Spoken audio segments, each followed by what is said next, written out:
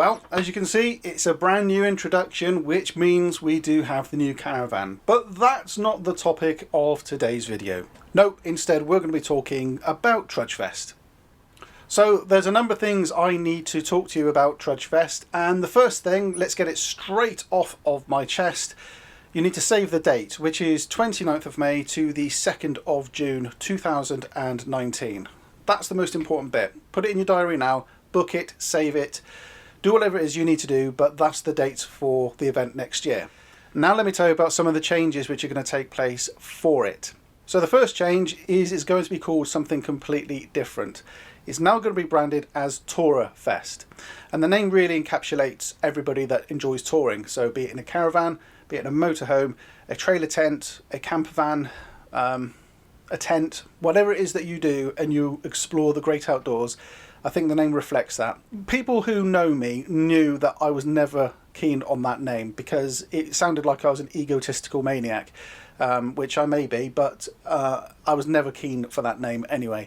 So this is a good opportunity to change it, nip it in the bud straight away. It's not about me, it should never be about me, it's just about bringing a community together. That's what this has all become apparent that it needs to be. Now the second big change which is taking place is I'm no longer running it. I just don't have the capacity to run it anymore for a number of reasons, which will become apparent in the coming months. It's quite a labour intensive thing, organising a site, organising things to do, etc. It is quite a labour intensive task, and last year or this year was I did it all myself. I did absolutely everything. It was fine organising the pitches, it was fine organising the site, it was fine organising everything. One thing I didn't cater for, however, is chasing people for money, chasing suppliers for gifts and things for the raffles. I never really thought it was going to take as much time as it did, but it did. And I don't have that spare time anymore. So I'm not running it. Instead, the people who, on the days of Trudgfest this year, who were running it, they've stepped up to the plate and they've stepped in to help, and they're now running the whole thing. So Ian Hardham, Andy Morley, Jules and John, they've all stepped to it, and they've now started making the preparations and the plans for next year's events.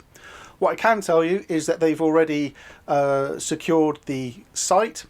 I can tell you that there's significantly more pitches than there were this year. They're all electric and they're service pitches as well, and I know that they've got a good deal on the price. Details of it will be coming out in December. I can tell you it's in Warwickshire. That's as much as I can tell you at the moment. So you know the date, you know roughly where we're going, and of course I will be there. I will be supporting it, and I will be there. So will my family, I hope, be there as well. So that's the plan, and those are the changes which are taking place.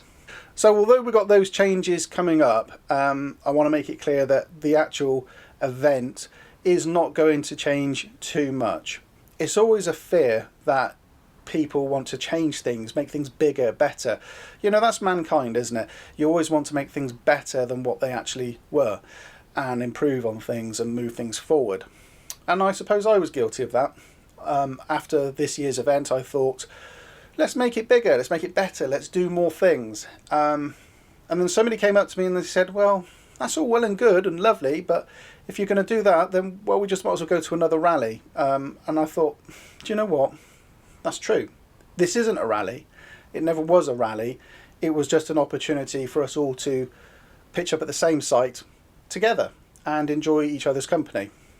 You know, this year's event, we didn't actually plan too much. It was very free flowing. It was very, yeah, we'll do this today, maybe we'll do that tomorrow.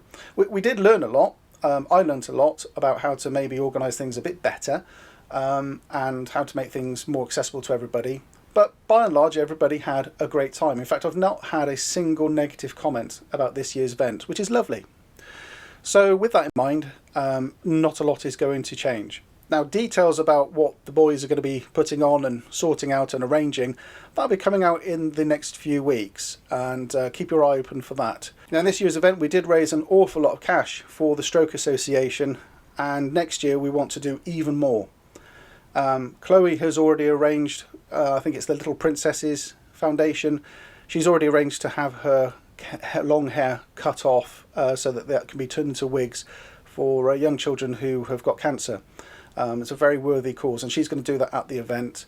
And also there might be some people there braving the shave. I'll mention no names, but Andy Morley is in the prime position for that to happen, maybe, although he doesn't want to do it. But we all need to get behind him and get him to do it.